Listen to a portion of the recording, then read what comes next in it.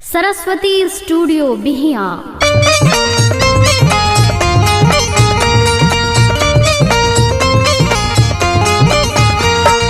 रविंद्र बाबा दशरथ भैया के तो झाल पर जोड़े नहीं खे। अजय हो गुरु भैया तुहू कम नहीं खो। धन हो डिस्को भैया धन हो। और देखी एगो गंधर्वी मेहर अपने राजा जी से का कहती है भैया। चढ़ली जवानी हमर अपना संभारे, चढ़ली जवानी हमर अपना संभारे, चढ़ली जवानी हमर अपना संभारे।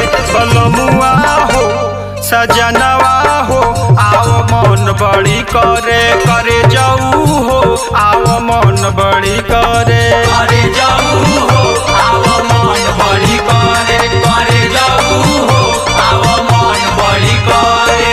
होय देखी अरे होय देखी डुमरिया से सौसी के हो हाय डोमन भैया बेंजू के। अरे बाप रे बाप पूरा जिला जवार में हाला बा। बाहर डिस्को भैया बाह बा तू तो गर्दा मचा दे रहू। जय हो जय हो। और देखी प्रमोद ओझा जी की ओर से बहुत ढेर सारा पुरस्कार हमनी को हार्दिक अभिनंदन और वंदन रही है भैया। तोहरा तो कुछ ना बुझाला सजनवा, खोजे मसाज रोजे दोनों जो बनवा, खोजे मसाज रोज दोनों जो बनावा, दोनों जो बनावा हो दोनों जो बनावा। तोहरा तो कुछ ना बुझाला सजनवा, खोजे मसाज रोज दोनों जो बनवा।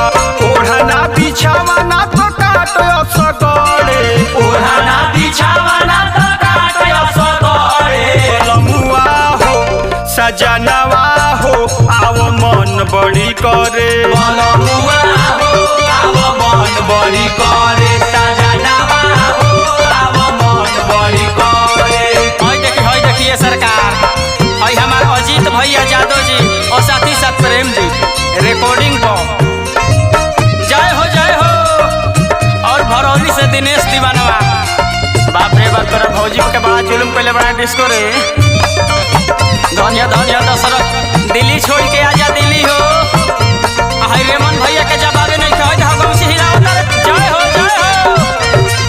अरे भाई नचनियन के तो जोड़ नहीं खे भाई। हाय मेरी तांगना के देखो हाय देखो भाव देखो हाय देखो। बहे बेयार जाता मन लसियाई, पिया दशरथ राजा दिल्ली से आई। बहे बेयार जाता मन लसियाई, पिया दशरथ राजा दिल्ली से आई।